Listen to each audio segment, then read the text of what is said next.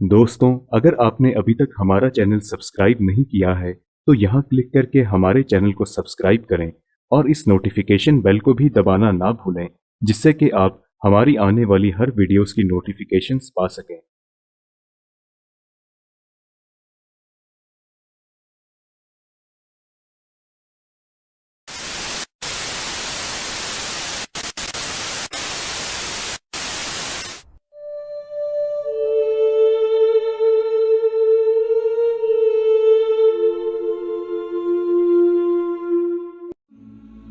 यूं तो किसी भी व्यक्ति की मौत के बाद उसके मृत शरीर का अंतिम संस्कार कर दिया जाता है ताकि शरीर के सड़ने की प्रक्रिया शुरू ना हो और बदबू ना आए।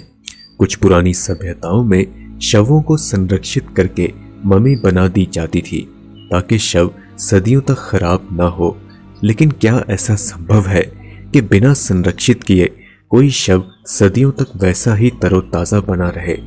विज्ञान के नजरिए से देखा जाए तो ऐसा बिल्कुल संभव नहीं है, लेकिन इस संसार में बहुत सी ऐसी घटनाएं हैं जिनका विज्ञान आज तक जवाब नहीं दे सका है। ऐसा ही कुछ ओल्ड गोवा के basilica of Bom Jesus church में रखे सेंट फ्रांसिस जेवियर के मृत शरीर के साथ है। ये जानकर आप हैरान रह जाएंगे कि ये शव पिछले 460 सालों से आज तक बिना किसी लेप या मसाले के एकदम तरोताजा है।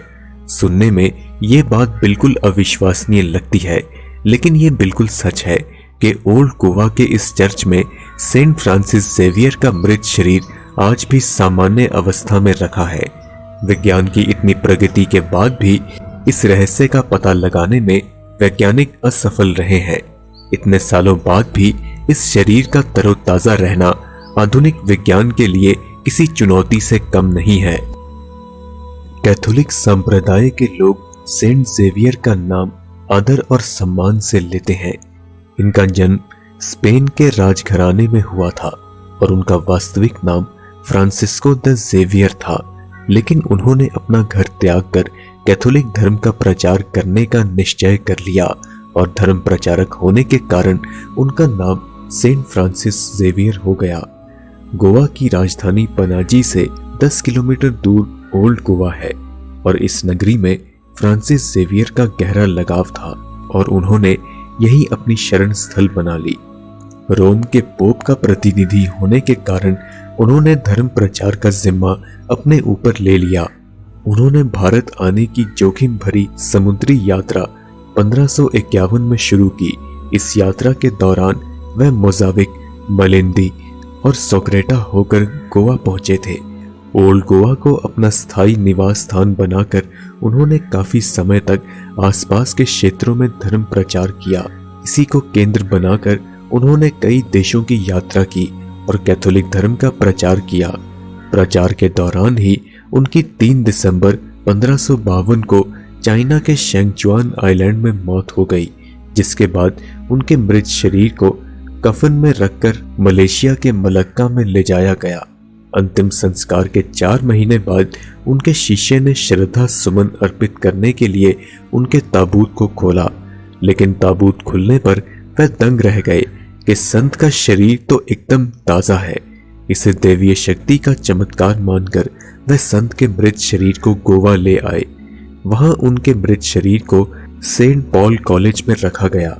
इसके बाद सेंट के मृत शरीर को वहां से हटाकर 1613 में professed house of came Jesus में रखा गया। सेंट जीसस के मृत शरीर को चांदी के एक संदूक में रखकर basilica of Bom Jesus church में संभाल कर रख दिया गया। सेंट फ्रांसिस के मृत शरीर को कई बार काटा जा चुका है। साल 1553 में जब एक सेवक उनके मृत शरीर को शेंगचुआन से मलक्का ले जा रहा था तो जहाज के कप्तान को प्रमाण देने के लिए उनके घुटने का मांस काट लिया गया। साल 1554 में एक पुर्तगाली महिला यात्री ने उनकी एड़ी का मांस काटकर यादगार के रूप में उनके पवित्र अवशेष अपने साथ पुर्तगाल ले गई। सेंट के पैर की एड़ी अलग हो गई, जिसे बेसिलिका के एक्राइटी में एक क्रिस्टल पात्र में रखा गया। साल 1695 में उनकी बाजू के भाग को रोम भेजा गया, जिसे चर्च ऑफ गेसु में संभाल कर रखा गया। बाएं हाथ का कुछ हिस्सा 1619 में जापान के जेसुइट प्रोविंस में संभाल कर रखा गया और पेट का कुछ भाग निकालकर अलग अलग स्थानों पर यादगार के लिए भेजा गया। वर्तमान में समय समय पर इनका मृत शरीर बेसिलिका हॉल के खुले प्लेटफॉर्म पर आम जनता के दर्शन के लिए रखा जाता है। दोस्तों, आप मुझे इंस्टाग्राम पर फॉलो कर सकते हैं, जहां पर आप मुझे पर्सनली मैसेज भी कर सकते हैं। साथ ही साथ आप हमारी वेबसाइट mysteriousnightsindia.blogspot.com पर विजिट भी कर सकते हैं। आप अपने विचार हमें कमेंट्स के माध्यम से जरूर बताएं। अगर आपको ये वीडियो पसंद आई तो इसे लाइक और शेयर जरूर करें।